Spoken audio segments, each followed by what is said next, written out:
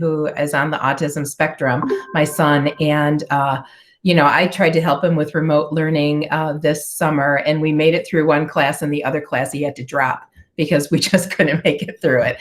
So I completely feel the stress and the strain that's been on you, and I certainly am seeing it with my clients and with my population.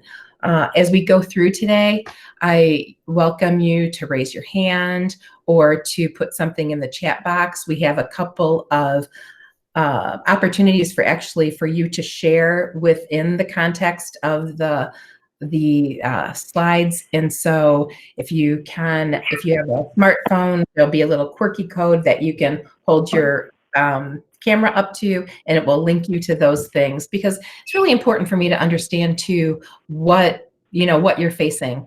And so that's where we're going to start.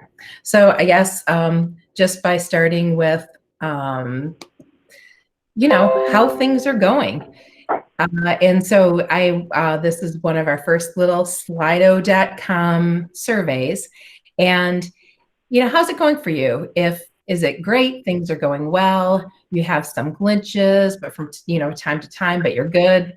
You're having a hard time with technology, a hard time getting your children to engage. So if you want to take a picture with your phone, it will link you to that, and then you can answer, and we'll be able to see each other's answers. While we're starting that, as everybody's sort of working out the technology, I wanted to just share with you a little bit more about myself. I was telling Kylie that it's my children who took me down the path. So I started my world as a pediatric nurse practitioner. I worked in pediatric oncology for the majority of my career. Really loved it. Didn't think I would do anything else. And after having my 3 children in less than 3 years, my middle son was diagnosed with autism. And that's when I really decided that I'd become one of my parents. You had that experience of how challenging things can be for parents. And so I left that role and wanted to pursue some disability training, and working with children, particularly in schools, was a big interest because that's where my son was being educated and getting most of his treatment. And then a few months later, my daughter was diagnosed with leukemia. So then I really became one of my mothers, and sort of having those opportunities and that experience of being experiencing and being with the parents and having seen what they went through, and then having to follow my own good advice was pretty challenging and also pretty eye-opening. And so the good news is that my daughter is 25 years old and is doing great, hopefully going to finish college this year. My son is at his orientation at Bush's grocery store. So he's going to be home this semester. He attends Eastern Michigan University, and all of his classes were going to be online. So we decided to keep him home. So that's been kind of exciting. So what I am seeing on our little poll here is that 82% of people are doing pretty well. Congratulations. And I think the congratulations goes out to many people. Number one, to you folks for actually doing so well, and to the staff at the school, because this was a crash course, and that started back last March, and really getting people up and running and able to access what they need for their children sounds pretty good.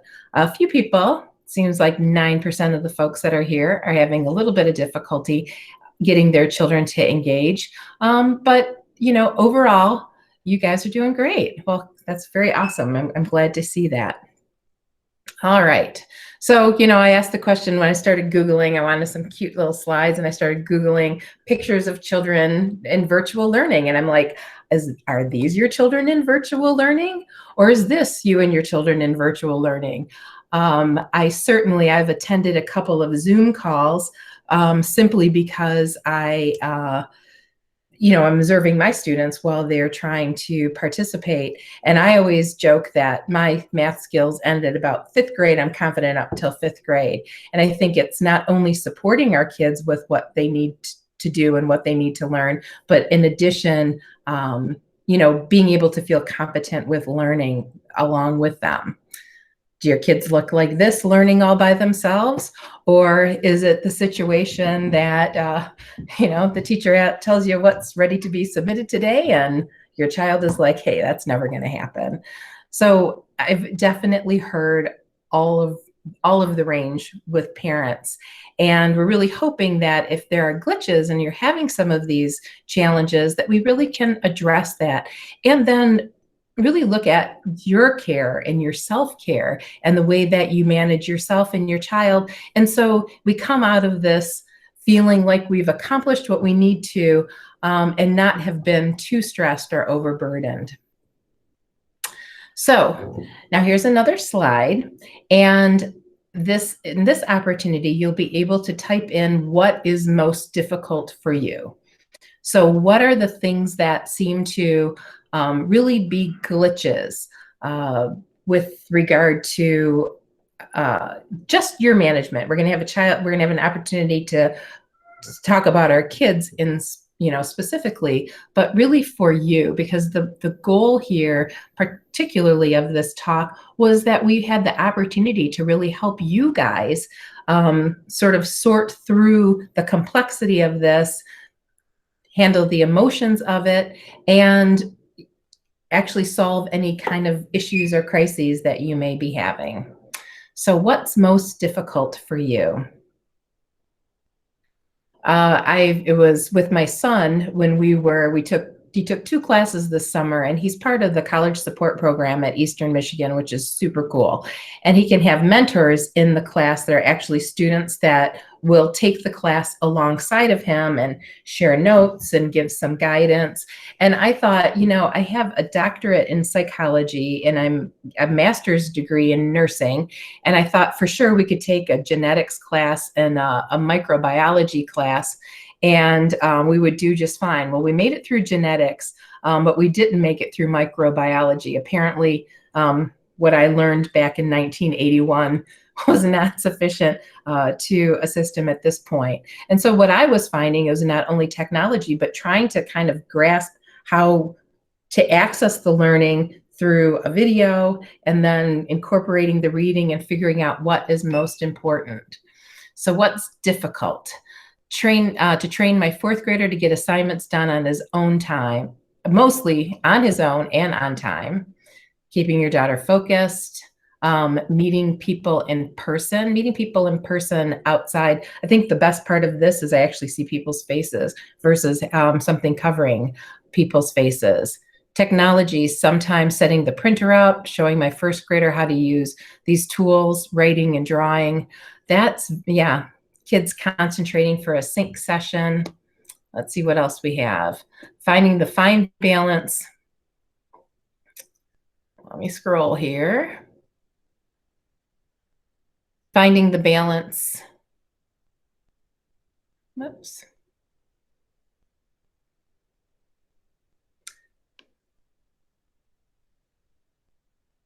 Between empowering my 8th grader to handle school matters on his own and feeling like I'm stalking him in his work. Schedule changes. You can ask my children when they were in high school, they had a platform that we could access, and sometimes the grades were posted, but the grades weren't complete. So I would literally be there to pounce when they walked in the door after school to say, why do you have a 62% in your history class?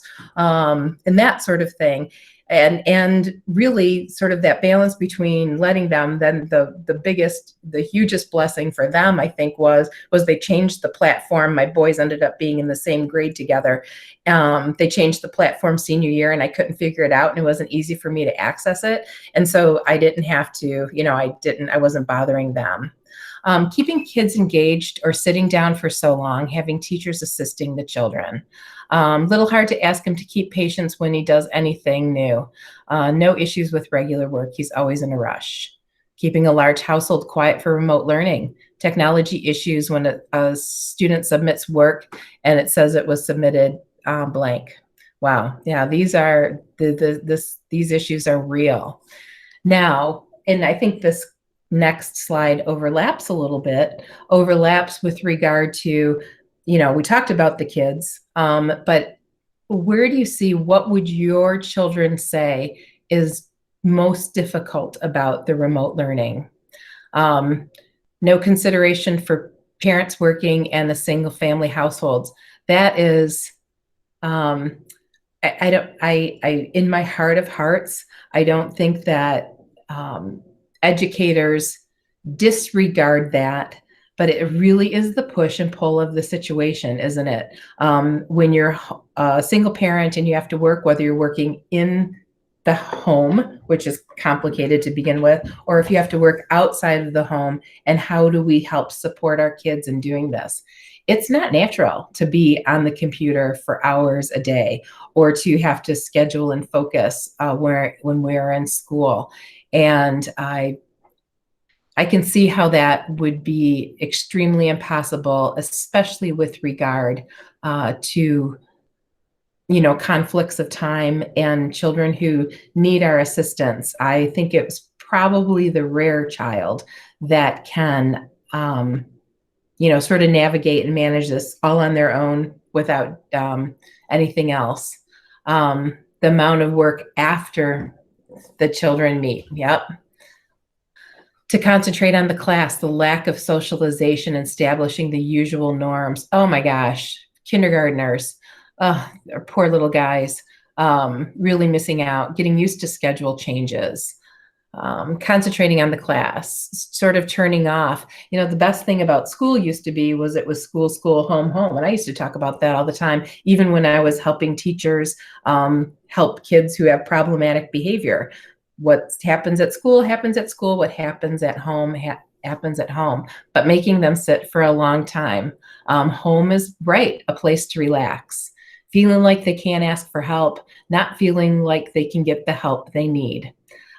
From both you as a parent or just trying to access the teacher can be very challenging as well. Absolutely agree. I was in a school today that was doing face-to-face learning, and I was watching kids do a little reading group in the hallway, and I was just cracking up because not the student that I was there to watch, but the other student was, she was on her stomach and her feet were up, and she would sort of get up on her knees, spring up. It's like a burpee, down on your belly, kind of do a push up, spring up, jump, then go all the way back down. And this is while she was trying to read her, her phonics and do her phonics lesson.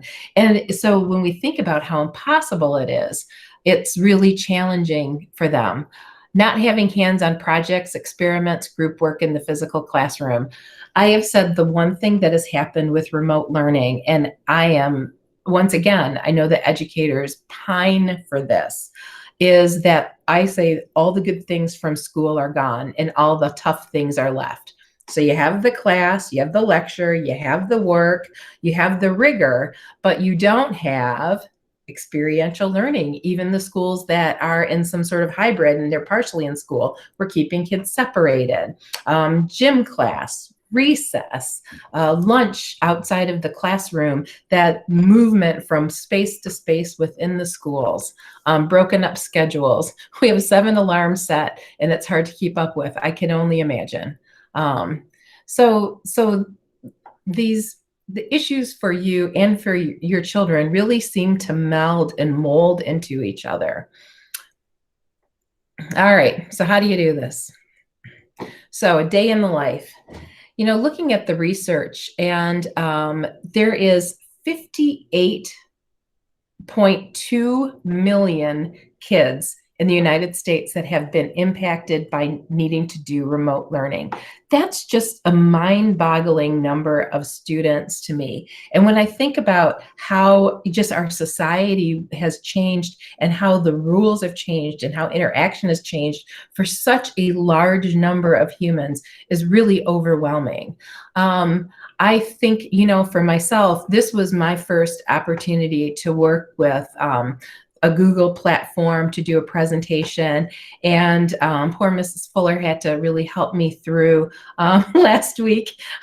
Like, how do I separate it on the desktop? How do I get it going? Not to lie, I was a little panicky today. I was wanted to make sure for sure that I could get it to work. And so we have the stressor of the platform. And even when you have technology that is being provided, maybe the school provides it and you think you're doing it correctly, but for some reason it doesn't work. So is it not working because of you? Sometimes it's not working because of the actual device itself, and sorting that out. That is huge anxiety provoking, makes you a little sweaty trying to get through it.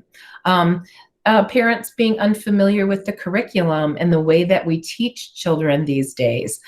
When I am in different classes doing student observations, particularly math, I see different ways of working with numbers that I can see how beneficial it is to the children, but I don't understand what it is. I've never learned it before. And so we're not familiar with how the kids are being taught, and to be able to reflect that or to review with them is really difficult. Getting kids motivated, having to fulfill your obligations. So no longer do you have, the time that children are in school, whether it is for you to go do your job or for you to do all those other things that you need to do around the household. That's now lost because the children are in the home. Feeling isolated from children, isolated from each other, isolated from supports. And I think parents are isolated and children are isolated.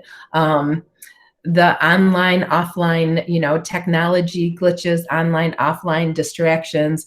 And I felt a little guilty because I had a little kid in therapy who was telling me that she'll link onto her class and then she'll go onto YouTube and start watching things. And then she realized that her camera doesn't work anymore. And so we were talking about it with her mom, and, kind of busted her because she was in the basement doing that. And pretty much she wasn't, on her learning at all.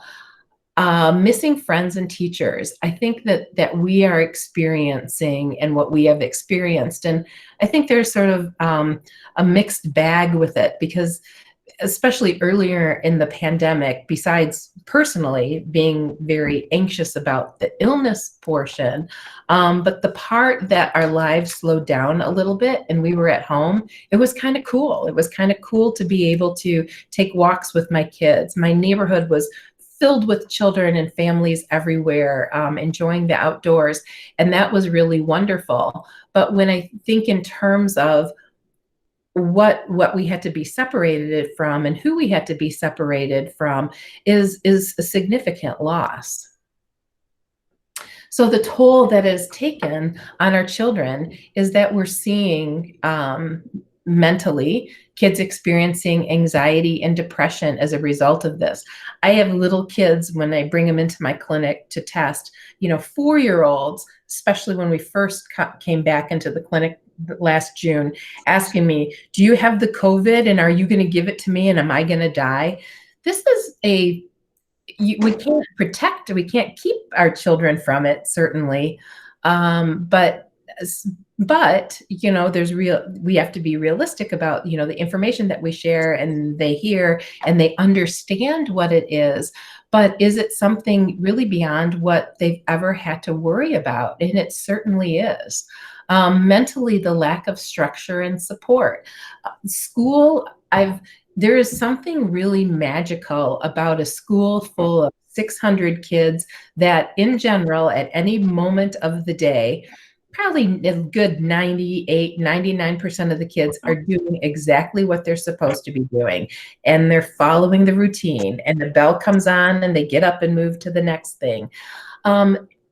Being able to provide that kind of structure within a household is a lot more difficult because of, like one of the parents mentioned, sort of all the distractions within your environment. Your home is your safe zone. Your home should be the place where you come and unwind. And now it's everything. It's the school, it's the learning, the lack of socialization and the learning. I grieve it for our kids at all ages. Those little guys that the biggest part of kindergarten is not about learning about your ABCs. The biggest part of kindergarten is really learning how to interact with other kids and learning how to be a student, learning how to sit and listen.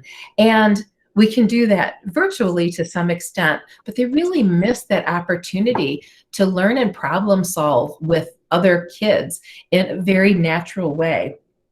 Our learning really comes from our experiences. And once our experiences are limited, especially for little children, they're missing out on tools that they're going to need for the rest of their life. Kind of that fear of losing knowledge and falling behind. Are we learning at the same pace?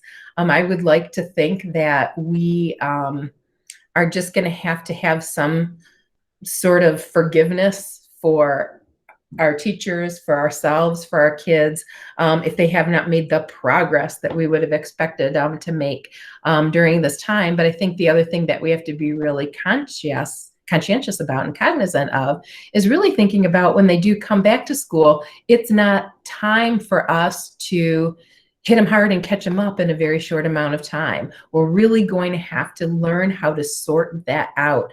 And I had a teacher, a mentor years ago when I worked in nursing and teaching, and she used to talk about the things that we need to know, what is nice to know and what is nuts to know.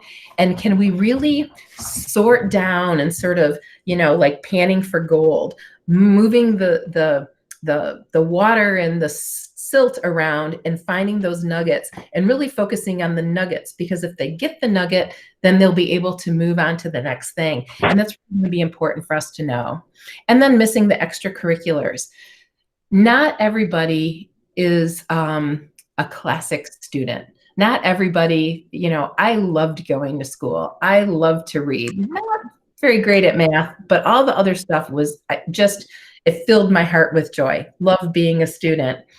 Not everybody is that person, but what rounds us out, and sometimes what really helps kids who struggle academically, really helps them feel like they are, it helps them with their identity, it helps them with their sense of accomplishment, is the participation in things like band and athletics and cheerleading and volunteer work.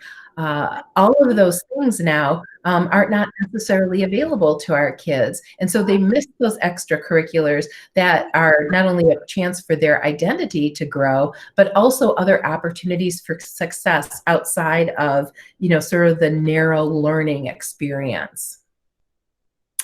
So when I talk about kids and I talk about anxiety and think about anxiety and depression in children, I feel like, and what my experience has been in speaking to other parents, is sort of becoming, and we'll look at, are you the nag? Are you the leader in the situation, or are you the nagger in the situation? The person that's just trying to move them along. And I call that pushing rope. So you're trying, somebody who doesn't want to move and somebody who doesn't want to do what they need to do, but you're still trying to push them into doing it. And rope just turns this way and it turns that way. And it's not a straight path. But I think it's really important for us to think about when we are seeing behaviors in our children, what those behaviors may mean in terms of anxiety or depression, and sort of identifying or re-identifying what that, or redefining what that is. And then also, I think the other thing that is a really important lesson for us as parents is, what is it about your experiences of anxiety and concern that's really interfering with our ability to help them out. My best story for this was when my daughter was first diagnosed with leukemia. She was 6 years old, and she would go for chemotherapy on Monday mornings. That was our clinic day. And but in Sundays before clinic day, and we went almost every week or every other week, but Sundays before clinic day, she was just bad. It was like she was nasty and she would get into things, and I felt like the whole day I was correcting her. And I just remember she was in the tub and we were getting her washed up, and she's in and she said something. It was just like, and it was triggering to me too, and it was kind of hard to be like, why are you acting this way? And then it kind of hit me, and I said to her, I'm scared about going to the doctor tomorrow too. And we like literally both burst out into tears because her behavior was not about being bad. Her behavior was just an expression of her anxiety, and the anxiety was bubbling over, and she wasn't trying to be naughty, but certainly her having an understanding and sort of reframing what that is for me really helped me to be more supportive to her. Because if she was anxious about the next day and I was just continuing to yell at her, that sure wasn't going to help in any sort of way. So kids anxiety and depression, because it's really bundled in kids. And when I talk about depression in children, and we think about the commercials, depression hurts, and there's the lady like laying in bed, and there's the dog, and he just like wants to go for a walk, but the lady can't drag herself out of bed to take him for a walk. Depression in children isn't necessarily somebody being mopey, but really it tends to be a child that is irritable and flies off the cuff and may become aggressive and is really somebody who's very, very difficult to live with. We would think if somebody is, I always say sad, mad, and scared, often when we think about the behavior that's associated, especially with little kids, sad, mad, and scared sometimes is just scream real loud. But if a child is sad and we depict that they're sad, or we feel that they're sad, then our response as an adult to them is usually like, oh, a comfort response. Or if a child is scared or frightened, there's another comfort response to it. But if we're angry, if we think we're angry or our loved one is angry, we as adults and we as humans in general, if somebody's angry, we're like, stop it. Don't be angry. We get very frustrated with that. And, number one, anger is the only thing that ever changed the world. We can be injustice. We should be angry about things like injustice, and it should motivate us to action. But if we see the anger show up because there's some sort of perception of danger or stress, kids can become very oppositional. We may see kids digging their feet in or digging their heels in, becoming very defiant in what we want them to do. And it could be a symptom of their anxiety. Difficulty sleeping. Kids that have a hard time falling asleep because they're worried about things. Kids have a hard time staying asleep because they're worried about things.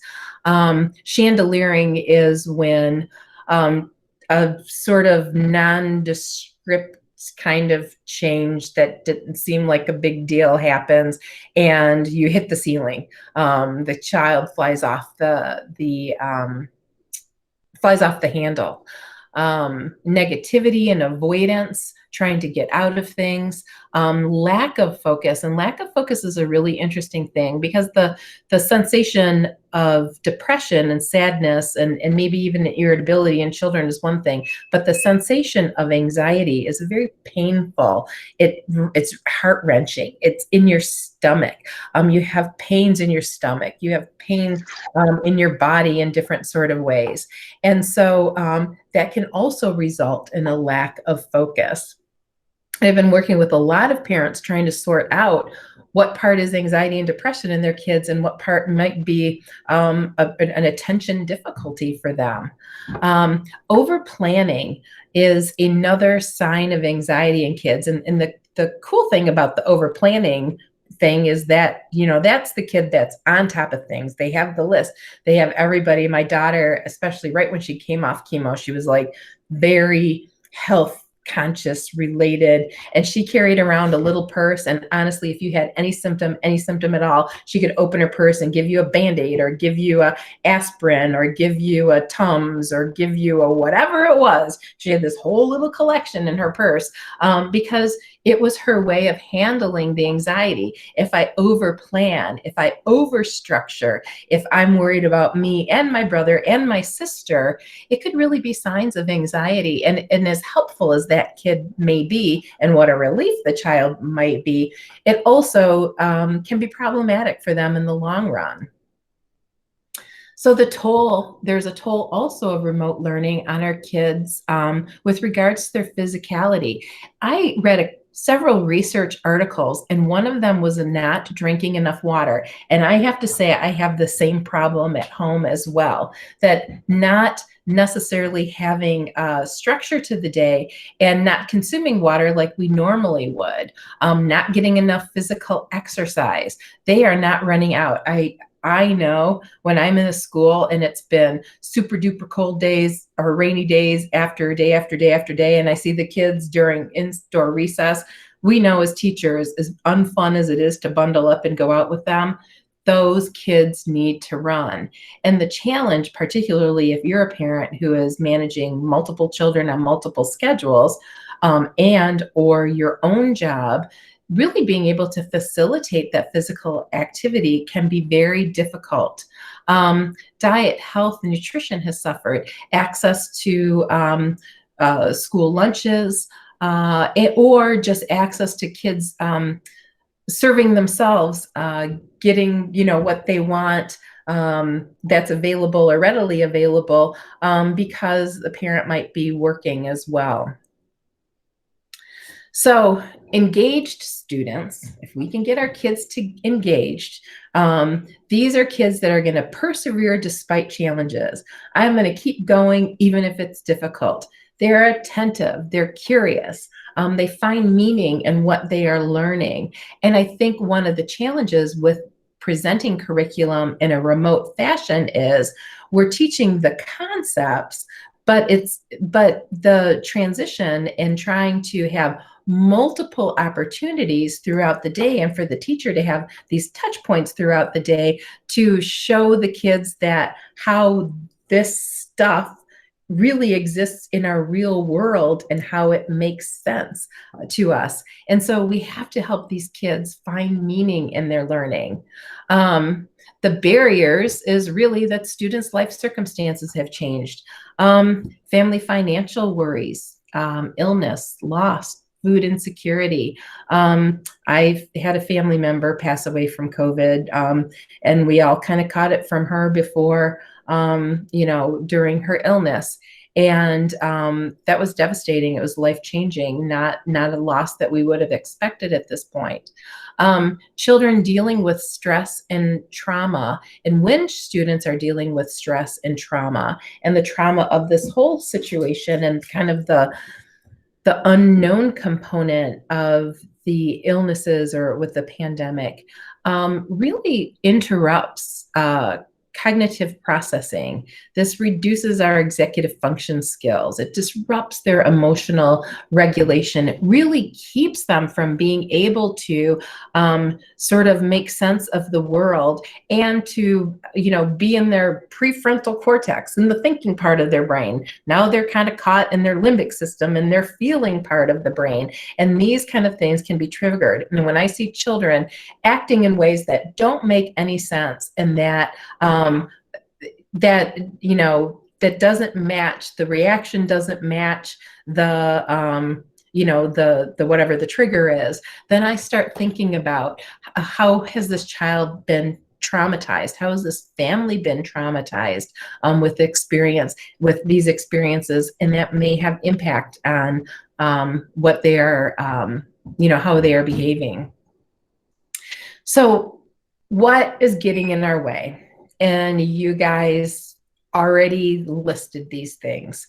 Lack of structure and support, feeling like you have to put a structure in place in a household, particularly in a busy household with multiple people doing multiple things. Content that isn't accessible.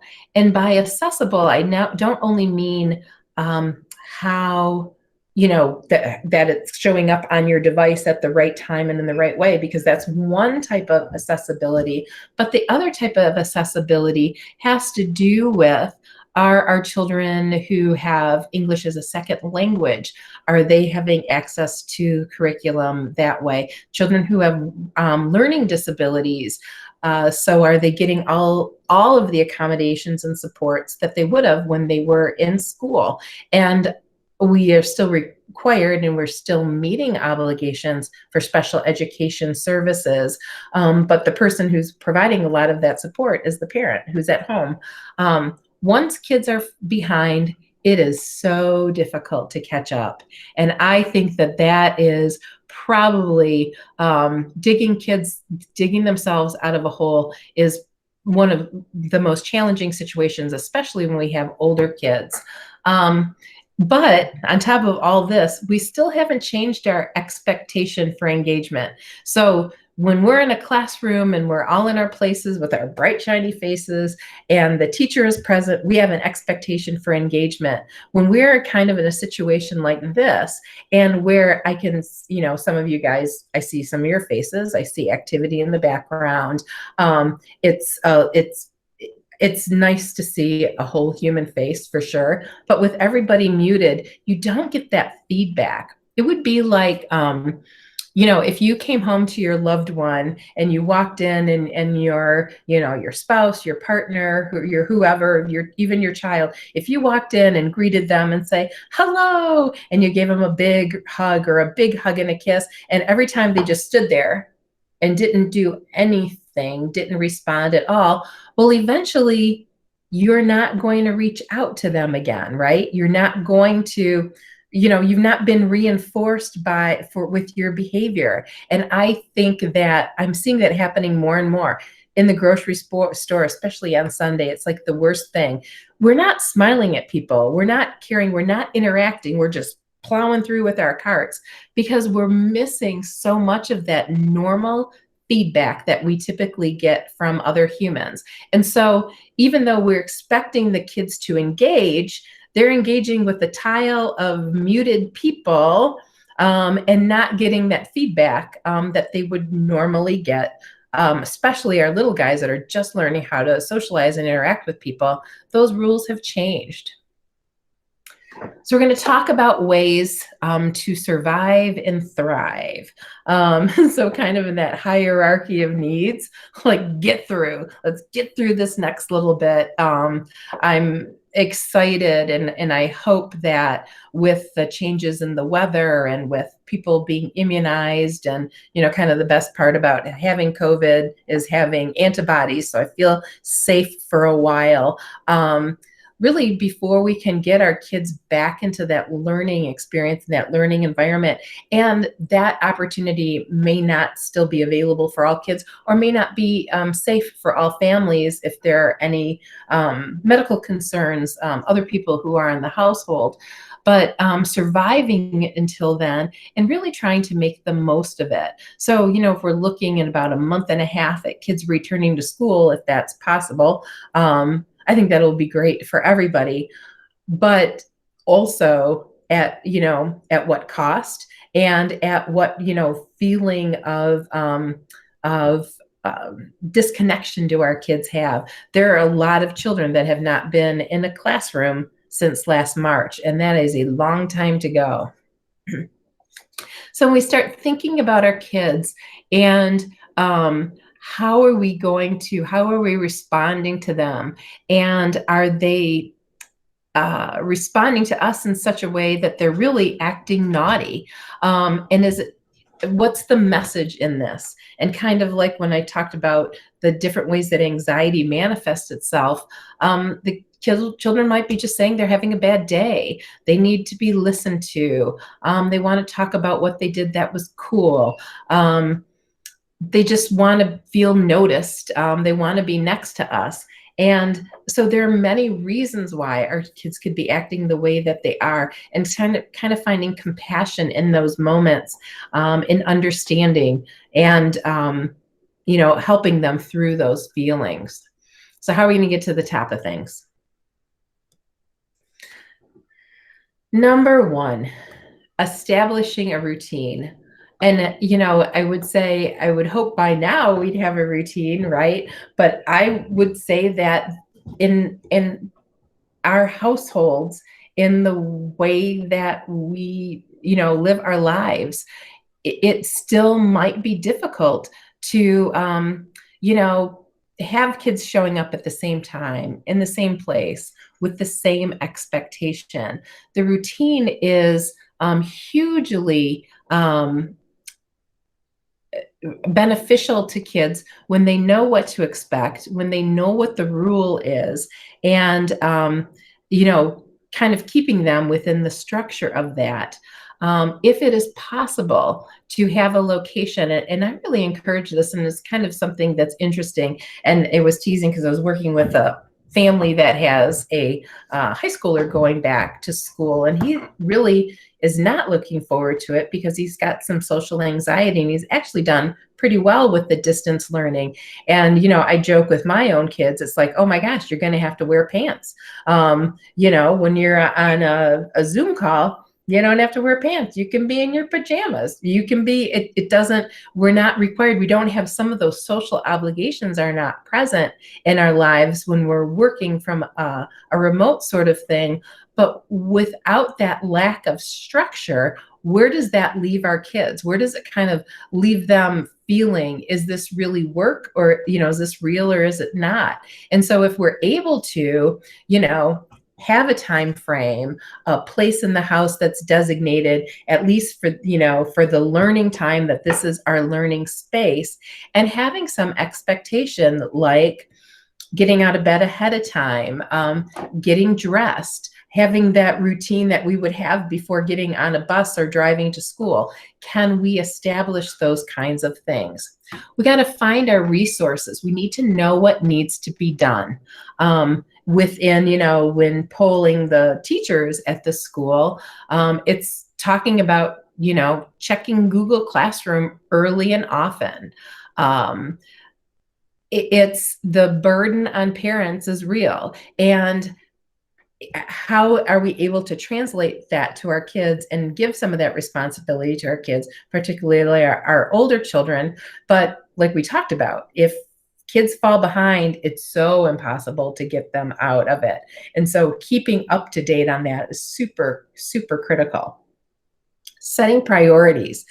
In the day, you have structured time and structured learning with the teacher, and then you have time once the instruction ends that they have to do their work. And so how do we teach kids? It's kind of that executive function. How do we teach kids to set priorities and what they should do and what they should do first? Can they get it all done? What's the best way for me to work? What's the best way for me to work? Is the best way for me to work by doing the hard thing first, and then, you know, moving quickly through the things that are easier for me? Or do I want to check 4 things off my list that are easy to do, and I feel that sense of accomplishment, and now I dig in and do what's most difficult? Checking assignments off a list. My mom taught me this story a long time ago, you know, that even if you know, if you got up in the morning, you did a couple things, and then you sat down and you did your to-do list. If you have it on a list, it's kind of like the grocery store. If it's on your list, you're more likely to purchase it, right? If it's not on my list, and even if I thought about it on the way in, I am not as likely to purchase the item that I need. So having an assignment list, even if it's a handwritten list, this becomes a really great life skill that kids not only write down what they need to do, and so it helps them organize and understand what they need to do, but then you have the satisfaction of checking it off the list. And that's, you know, that's just immeasurable. It feels great. Number 3, we've got to teach our kids how to be accountable. Are we leading them or are we nagging them? What has the interaction become at home? And I think that depending on the child, a timid child that's scared, and if you can nag them into submission, and they're going to do their work. But if you have gotten in with one or any of your children into a cycle of negativity, asking, are you doing it? Are you doing it? Are you doing it? Did you get it done? Did you get it started? Did you blah, blah, blah, blah, blah? The very high chance of them not doing it simply because you asked them to do it, you know, kind of occurs. And not that we want to think that our kids are innately going to be defiant in that way, but I think that it can be a very natural response. And I think that sometimes we'll nag and remind because, well, number one, they don't do it if we don't do it. But number two, it also is part of our anxiety, our concern. I've had so many parents relate how much they want to make sure that they are being a good parent, that they're doing all that they need to keep their kids going. And sometimes that anxiety, kind of turns and twists the way that we might be responding to our children. That can become a negative situation. An incentive versus a bribe. So there's like a 3-second difference between if something is an incentive or if something is a bribe. Incentives work. Bribing is problematic because if you're bribing somebody, you bribe them first with an M&M, and then you bribe them with the Snickers bar, and then now so far down the line, a couple weeks later, you're trying to bribe them with a trip to Disney or a new Cadillac to get their homework done. So an incentive is something that happens that is provided before an unwanted behavior or a refusal happens. A bribe happens after. So it could be the same thing. It could be an offer for time to watch your favorite show, time to go outside and play, earning toward a new game that they want. The incentive happens before school starts. The bribe happens after school has started and they have an expectation placed on them and they're not engaging in the expectation. And so you start offering them things in order to do so. The problem with that is eventually we can get to the point where nothing will happen without a bribe. An incentive really teaches skills and skill building. Bribes just teach you how to be an extortionist. So you don't want to do that.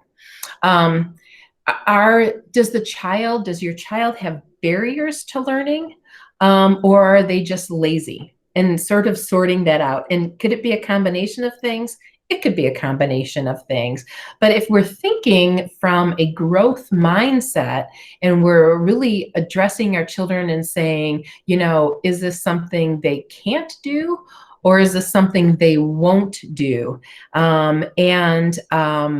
Sorting that out is really important. So if we're trying to figure out what's getting in your way of doing what you need to accomplish, then we can be facilitators, we can be leaders, instead of, adding to sort of that negativity. Celebrating our successes, building in rewards. This is kind of a topic of, what's the function of behavior? When we think about what are kids, so if kids are having unwanted behaviors, in any sort of way, whether it's they're not doing their work, they're not handing it in, they're being disruptive, they're screwing around with their brother, they're, on another YouTube website watching some kid build something with Legos. We have to ask ourselves, when they're engaging in these unwanted behaviors, what's the function of it? What do they get from it? And sometimes I think we think that kids are doing things just to goad us, to make our lives more miserable. But the thing that has happened is that it can sometimes be,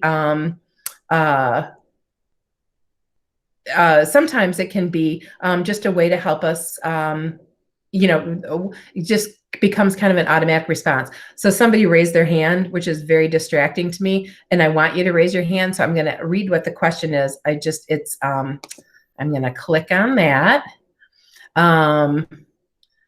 Yeah, some extra activities like online games to be introduced besides study only. Yeah, I agree. All right, that was, maybe I didn't read it correctly. Okay, let me go back to my slides here. So what we're oopsie daisy, sorry about that. Let me go back. So the function of the behavior is attention and escape. Can be attention, escape, or tangible prizes. So if your kid acts badly, you have to ask yourself, what happens right after? If the kid acts badly and we say, stop it, don't do that, then we're giving them attention. If we're looking at them or talking to them, they're getting attention. If a kid acts badly and we realize they're getting out of doing what they're supposed to be doing, then they're escaping the task. If a kid acts badly and we're offering them a candy or a special toy, then what's functioning, how the behavior is functioning are, tangible prizes or tangible items. And understanding what that is really helps us to understand how to build in a reward. So a kid who wants attention and is distracting you, the best way to address that is not by offering them a candy bar, but is by giving them attention. And what we need to learn to do is providing these things as an incentive versus as a bribe at the end.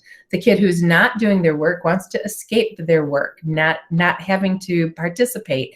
And so in that situation, is there a way that we can help them if you get through this, what's difficult for you or what we really think should be your learning priority, maybe you can get out of doing something later. You do a good job on this, you don't have to unload the dishwasher later because I'm really proud of what you're doing. Or tangible prizes, setting up, if a kid wants tangible prizes, setting them up to earn those by doing the right thing. So reframing the behavior is always thinking about a child will do the right thing if they can, and won't, if we think about my child won't do that, it's really a judgmental way of thinking about a kid. You're going to say he won't do it, and so we already have sort of a bad attitude about it. But if we think our child can't do it, and even when I was reading through articles to prepare, I think one of the best things and one of the best responses to kids when they say, I can't do this, you say, you can't yet, but you can later. And so are we really encouraging them and understanding if they can't, what's getting in their way? So we're thinking about our mindset. Are we thinking about our kids from a negative point of view or from a growth point of view? Are we viewing the child as willful or defiant, or a child that just has a lot of stressors? Are we thinking about them that they're lazy, or are we trying to think, what are they getting out of this behavior that I need to help provide in another way? Is the child experiencing frustration, guilt, and shame, or are they feeling strengthened or supported by parents? And we really want to help find stressors, reduce them, decide what their unmet needs are, and support them, and then teach them when they have skill deficits. So we juggle it all. The teacher will teach, and it's really important for you to support those activities of learning. If we're in a position where we're teaching our children, then the kids are not accessing the instruction the way we need them to. And we have to support them to do that, to be able to attend, to be able to focus, to be able to participate with the teacher. In the recording, I just gave you some of the best resources. I'm going to tell you right now, use these with my own son, particularly Khan Academy, all the way up to college, 300 level college courses. So sometimes we just have to learn how to do these things so we can help our children. And keeping it all going. Keep calm and stay on top of things. Much like the kids, if we get behind, they will always be behind. And so, we really want to make sure that we are able to kind of support them, reframe their thinking, reframe our thinking about them, in keeping things going.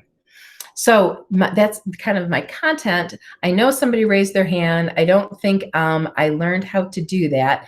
I don't know if I have to click on it. But if the person who raised their hand wants to unmute and let us know what your questions are, I'm really happy to sort of open up with a little dialogue and a little discussion here at the end of our meeting.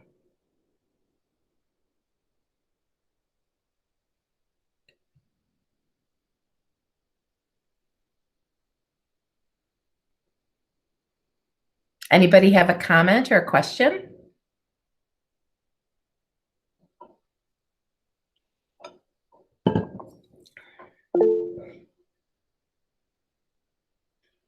Thank you. Yes, I can go back to the resources, um, and keep that up there. And if you just Google, I mean, you just screenshot that real quick. If you just Google those names, it will go right to the websites are, pretty simple.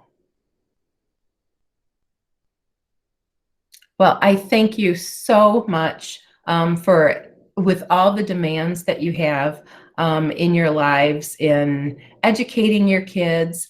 Um, I'm so grateful that you took the time this evening to be with me. It was my pleasure to share some of my ideas and thoughts.